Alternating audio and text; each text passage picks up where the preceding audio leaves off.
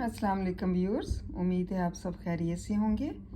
आज का हमारा टॉपिक है उर्दू ग्रामर में सनाया बदाया और उसमें सनत तज़ाद। सनत तज़ाद किसे कहते हैं?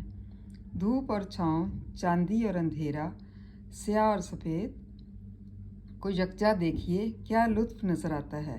इसी तरह लफ्ज़ों और मायनों को रब्त दिया जाए तो अबारत रंगीन और शेर खूबसूरत हो जाता है। मोहम्मद हुसैन आज़ाद शहाबुद्दीन गौरी की फ़ौजी गश्त के सवारों के गिरफ़्तार करदा चंद खसियारों के बारे में लिखते हैं।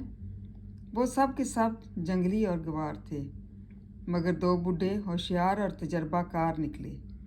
छोटे से जुमले में जंगली, गंवार और होशियार तजर्बाकार के लुत्फ़ पर गौर करना चाहिए। ये लुत्फ़ मुतसाद अल्फाज़ मानी की वजह से पैदा हुआ है। मतलब सनत तज़ाद किसे कहते हैं? जैसे धूप और छाँव, इसमें तज़ाद पाया जाता है। मुतसाद अल्फाज, चांदी और अंधेरा, स्याह और सफ़ेद को यकजा देखिए। मतलब इसमें लुत्फ़ पाया जाता है कि किस तरह से लफ्ज़ों और मायनों को जो है रब्त दिया जाता है, उनमें ताल्लुक़ पैदा किया जाता है, तो इबारत रंगीन और शेर खूबसूरत हो जाता है।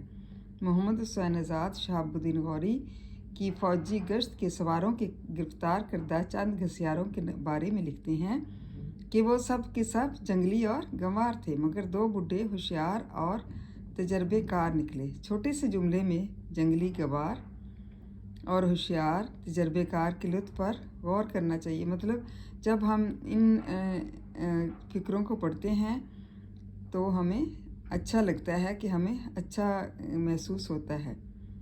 और ये लुत्फ़ क्या है? मुतज़ाद की वजह से है। मुतज़ाद अल्फाज और मायने की वजह से पैदा हुआ है।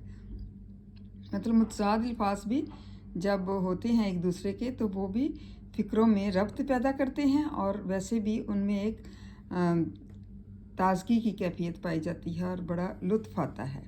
उम्मीद है आपको सनत तज़ाद की समझ आ गई होगी। थैंक यू एंड जज़ाकल्लाह खैर।